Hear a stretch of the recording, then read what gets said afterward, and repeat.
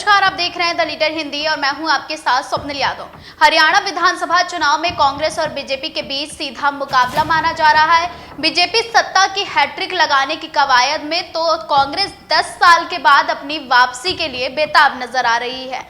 लोकसभा चुनाव में कांग्रेस और बीजेपी के बीच हरियाणा में 50-50 की लड़ाई रही है और ऐसे में विधानसभा चुनाव में भी फाइट की संभावना मानी जा रही है, जिसके चलते क्लोज फाइट वाली 25 विधानसभा सीटों पर सभी की निगाहें टिकी हुई हैं। इन सीटों पर कुछ वोटों के इधर उधर होने से सत्ता में आने वालों का सपना चकनाचूर हो सकता है।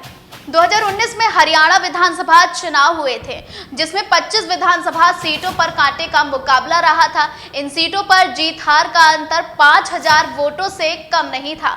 इसमें 3 सीटों में जीत हार का मार्जिन 1000 वोटों से भी कम था, जबकि 7 सीटों पर जीत हार का फैसला 1000 से ज्यादा यानी कि 1000 से 2000 वोटों के बीच रहा था।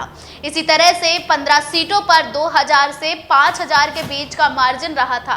क्लोज फाइट वाली 25 सीटों में से 12 सीटें कांग्रेस और 9 सीटें बीजेपी ने जीती थीं, जबकि 4 सीटें अन्य के खाते में गई थीं। वहीं हरियाणा में 7 विधानसभा सीटें ऐसी रही थी जहां पर जीत हार का अंतर 1000 से 2000 के बीच था। इनमें से 4 सीटें कांग्रेस ने जीती थी तो 3 सीटों पर बीजेपी ने जीत हासिल की। 2019 के विधानसभा चुनाव में 15 सीटों पर जीत हार का मार्जिन 2000 से 5000 वोटों के बीच था। इनमें से कांग्रेस ने 7 सीटें जीती थी तो बीजेपी ने 5 सीटों पर जीत हासिल की थी। वहीं जेजेपी ने 2 सीटें और जबकि निर्दलीय ने 1 सीट पर अपना कब्जा बनाया था। इसके अलावा 7 सीटों पर जीत हार का अंतर 5000 से 10000 वोटों का रहा था। इनमें से 6 सीटों पर बीजेपी और 1 सीट पर कांग्रेस को जीत मिली थी। हरियाणा के विधानसभा चुनाव में कम मार्जिन वाली सीटों पर कुछ वोटों के इधर उधर होने से सारा खेल बिगड़ सकता है।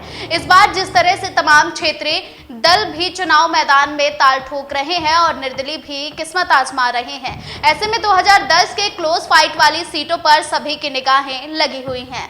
राजस्थान में सिर्फ 1 वोट से हार के चलते सीपी जोशी मुख्यमंत्री बनने की रेस से बाहर हो गए थे। फिलहाल अब सीपी जोशी को 1 वोट की कीमत का एहसास हो गया है। ऐसे में हरियाणा में इस बार जिस तरह से बीजेपी और कांग्रेस दोनों ही पूरे दमखम के साथ चुनावी मैदान में उतरने की तैयारी में है, लोकसभा में जिस तरह की कांटे की टक्कर दिखी थी उसी तरह विधानसभा चुनाव में भी वोटिंग पैटर्न रहा तो फिर कम मार्जिन वाली सीटों के नतीजों से ही सत्ता का फैसला होगा।